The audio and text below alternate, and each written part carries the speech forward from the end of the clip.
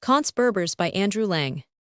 Now that the father and elder brother were both dead, all that was left of the jackal family was one son, who was no less cunning than the others had been. He did not like staying in the same place any better than they, and nobody ever knew in what part of the country he might be found next. One day when we was wandering about, he beheld a nice fat sheep, which was cropping the grass, and seemed quite contented with her lot. "Good morning," said the jackal. "I am so glad to see you. I have been looking for you everywhere." "For me," answered the sheep in an astonished voice, "but we have never met before." "No, but I have heard of you. Oh, you don't know what fine things I have heard. Ah well, some people have all the luck." "You are very kind, I am sure," answered the sheep, not knowing which way to look. "Is there any way in which I can help you?" "There is something that I had set my heart on, though I hardly like to propose it on so short an acquaintance. But from what people have told me, I thought that you and I might keep house together comfortably, if you would only agree to try. I have several fields belonging to me, and if they are kept well watered, they bear wonderful crops. Perhaps I might come for a short time," said the sheep with a little hesitation, "and if we do not get on, we can part company." "Oh, thank you," cried the jackal. "Do not let us lose a moment," and he held out his paw in such an inviting manner that the sheep got up and trotted beside him till they reached home. "Now," said the jackal, "you go to the well and fetch the water, and I will pour it into the trenches that run between the patches of corn." And as he did so, he sang lustily. The work was very hard, but the sheep did not grumble, and by-and-by was rewarded at seeing the little green heads poking themselves through earth. After that the hot sun ripened them quickly, and soon harvest time was come. Then the grain was cut and ground and ready for sale. When everything was complete, the jackal said to the sheep, "Now let us divide it, so that we can each do what we like with his share." "You do it," answered the sheep. "Here are the scales, you must weigh it carefully." So the jackal began to weigh it, and when he had finished, he counted out loud, 1, 2, 3, 4, 5, 6, 7 parts for the jackal, and 1 part for the sheep. If she likes it, she can take it, if not, she can leave it." The sheep looked at the 2 heaps in silence, one so large, the other so small, and then she answered, "Wait for a minute, while I fetch some sacks to carry away my share." But it was not sacks that the sheep wanted, for as soon as the jackal could no longer see her, she set forth at her best pace to the home of the greyhound, where she arrived panting with the haste she had made. "Oh, good uncle, help me, I pray you," she cried as soon as she could speak.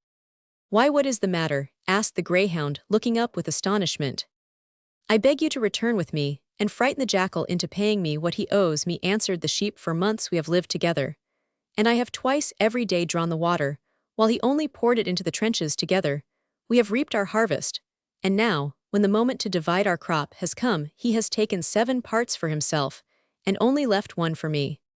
She finished, and giving herself a twist, passed her woolly tail across her eyes, while the greyhound watched her, but held his peace. Then he said, "Bring me a sack," and the sheep hastened away to fetch one. Very soon she returned, and laid the sack down before him. "Open it wide, that I may get in," cried he, and when he was comfortably rolled up inside, he bade the sheep take him on her back and hastened to the place where she had left the jackal. She found him waiting for her, and pretending to be asleep, though she clearly saw him wink one of his eyes. However, she took no notice, but throwing the sack roughly on the ground, she exclaimed, "Now measure." At this the jackal got up, and going to the heap of grain, which lay close by, he divided it, as before, into 8 portions, 7 for himself, and 1 for the sheep. "What are you doing that for?" asked she indignantly. "You know quite well that it was I who drew the water, and you who only poured it into the trenches." "You are mistaken," answered the jackal. "It was I who drew the water, and you who poured it into the trenches. Anybody will tell you that. If you like, I will ask those people who are digging there." "Very well," replied the sheep, and the jackal called out, "Ho, you diggers, tell me, who was it you heard singing over the work?" "Why, it was you, of course, jackal. You sang so loud that the whole world might have heard you." "And who it is that sings, who draws the water, or he who empties it?" "Why, certainly, he who draws the water." "You hear," said the jackal, turning to the sheep. "Now come and carry away your own portion, or else I shall take it for myself." "You have got the better of me," answered the sheep, "and I suppose I must confess myself beaten. But as I bear no malice, go and eat some of the dates that I have brought in that sack." And the jackal, who loved dates, ran instantly back and tore open the mouth of the sack. But just as he was about to plunge his nose in, he saw 2 brown eyes calmly looking at him. In an instant he had let fall the flap of the sack, and bounded back to where the sheep was standing. "I was only in fun, and you have brought my uncle the greyhound. Take away the sack, we will make the division over again." And he began rearranging the heaps. 1, 2, 3, 4, 5, 6, 7, for my mother the sheep, and 1 for the jackal, counted he, casting timid glances all the while at the sack. "Now you can take your share and go," said the sheep, and the jackal did not need twice telling. Whenever the sheep looked up, she still saw him flying across the plain, and for all I know, he may be flying across it still.